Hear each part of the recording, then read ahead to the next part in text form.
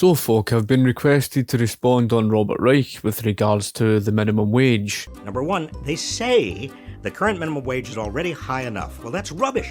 Taxes too high, wages too high. If the minimum wage in 1968 had simply kept up with inflation, it would be more than $10 today if it also kept up with the added productivity. He speaks about a higher level of productive output, but that isn't the case. If you're harming a business financially, then they're producing less and they're not producing more. So he also doesn't acknowledge the laws of supply and demand, that when the price of something drives up, demand falls. And when price falls, demand drives up. And it's no different in the relationship between the employee and the employer. The wage of the employee is the price to the employer. So an employer has to ensure that the value for what they're getting is going to be greater than the cost. If the value of the employee does not live up to that of the cost, if the cost is far greater than the value of the employee, then of course the employer is just not going to employ them, or the remaining lower skilled workers end up getting paid off. A good example of this would be no different with that of consumers going into a store. They see a product they really like, however they then look at the price and they see the cost of it. This could be really cute as well.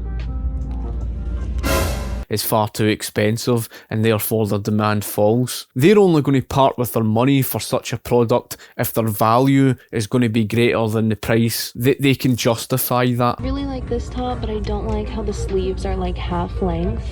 But I like the stripes, it's really cute. If, of course, that price is far too expensive and they see the product, they see the quality of it, they can't justify the quality of the product living up to that price, their demand falls. The likely scenario is they're not going to part with their money, they're just not going to buy it. So that is no different with that of an employer and employee's relationship with regards to the minimum wage. Businesses then compensate in one or three ways. They might pay off the lower skilled workers and replace them with automation, so it ends up with higher unemployment. But then you might get the argument from the likes of Robert Reich, who might turn around and say, well, it doesn't result in higher unemployment. Number two, they say raising the minimum wage forces companies to lay off workers and slows economic growth. Another lie.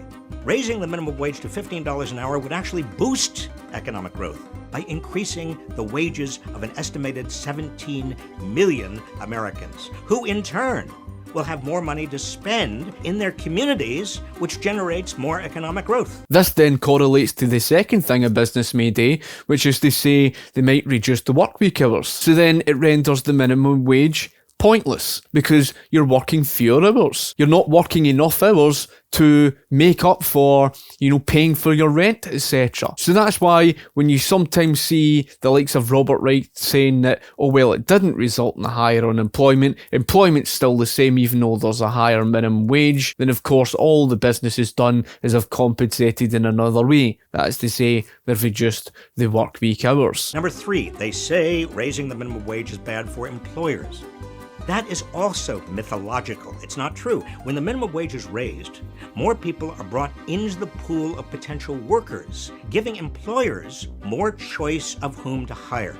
This reduces employee turnover, and it helps employers save money, because it's more expensive to hire and then train new workers than it is to retain good employees. The third thing that they may do is raise the price of their goods and services in order to compensate paying for the higher minimum wage, which again would render the higher minimum wage pointless, because what's the point raising the higher minimum wage, which was essentially to make life more affordable, if the prices of everything is driven up? So that's the point. He doesn't understand the consequences of his actions. In addition, raising the minimum wage to $15 an hour would lift more than 1 million Americans out of poverty, according to a recent report by the Congressional Budget Office. The reason why I've explained that is because for the 15 million Americans, they're not going to be brought out of poverty. There's fewer opportunity in the marketplace for employment. Again, even if there is jobs available, it'll be all part-time jobs and no full-time jobs. And of course, the issue over that of the raise of the cost of goods and services, you've just made it harder for them. A fine example of this is an article on California town sees businesses vanish following minimum wage hike, and you can obviously go and check this out for yourself. And there are other articles that I can share with you. They say that raising the minimum wage would generate inflation and erase any gains from the increase. No.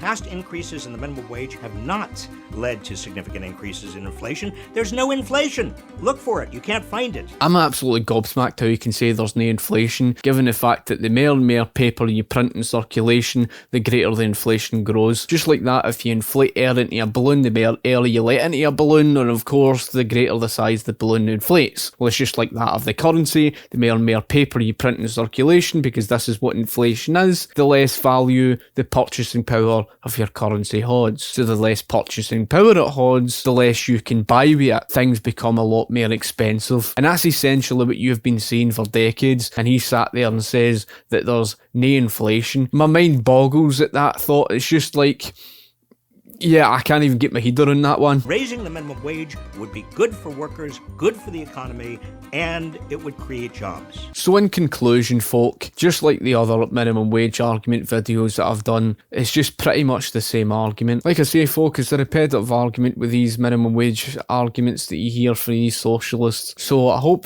if this is the first minimum wage video that you've seen of my own, then of course, I hope you've taken something from it. And if you like the video, be sure to like the video, share the video. I'll be sure to get back to you if you comment below. So thank you for watching, and of course I shall talk to you later. Cheers.